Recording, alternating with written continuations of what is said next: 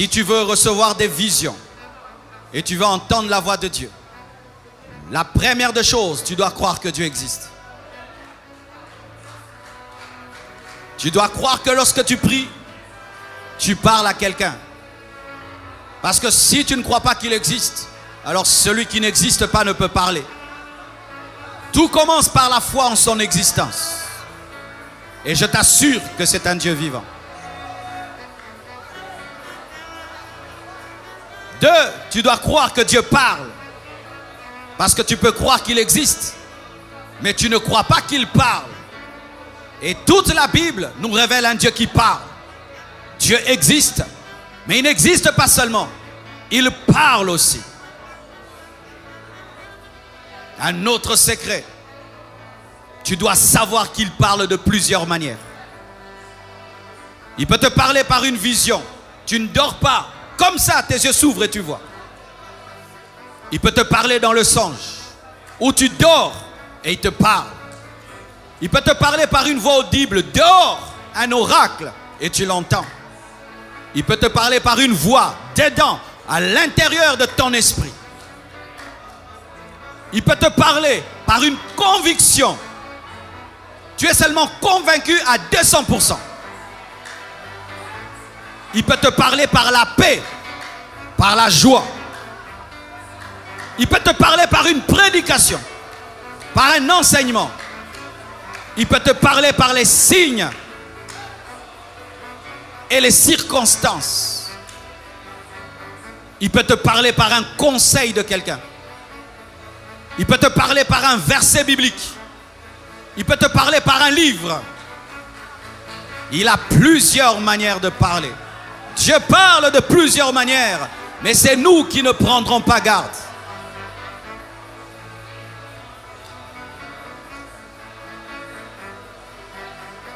Et aussi, tu dois croire que Dieu veut te parler. Car il y a des gens qui croient que Dieu parle, mais toujours aux autres. Il n'y a pas de chouchou de Dieu. Il n'y a pas de chéri de Dieu. Il n'y a pas d'enfant préféré de Dieu. Si tu as Jésus et tu as le Saint-Esprit, tu as le droit d'entendre sa voix. Dieu va parler, pas moi aux autres, non, à toi aussi. Surtout à toi.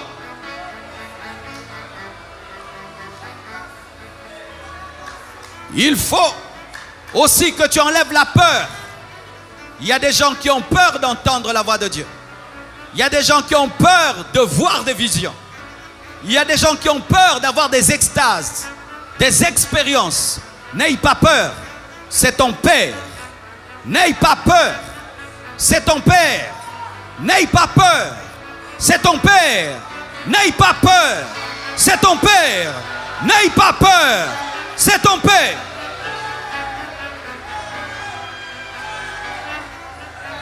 Mon fils n'a pas peur que je lui parle. Ma fille n'a pas peur que je lui parle. Mais les chrétiens ont peur que Dieu leur parle. C'est ton Père.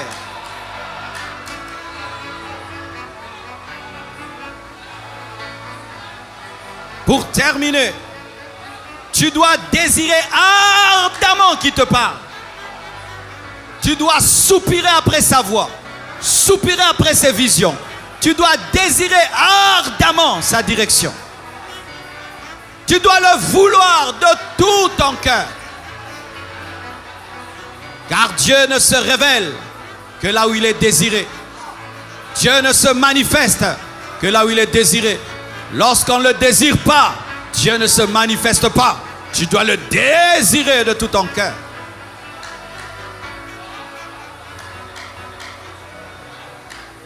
Et voici une bénédiction qui nous aide à entrer dans ces choses. Le baptême dans le Saint-Esprit. Être plongé dans le Saint-Esprit. Rempli de sa présence et revêtu de sa puissance. C'est être baptisé du Saint-Esprit. Lorsque tu es rempli du Saint-Esprit et tu es revêtu de sa puissance. Jean a dit: moi je vous baptise d'eau, mais il y a quelqu'un qui est plus grand que moi, qui vous baptisera du Saint-Esprit et de feu. Jésus est venu pour te baptiser du Saint-Esprit. Et je prie que tu sois baptisé du Saint-Esprit. Je prie que vous soyez baptisés du Saint-Esprit. Je prie que vous soyez baptisés du Saint-Esprit. Si tu as la foi pendant que je parle, tu reçois le baptême du Saint-Esprit.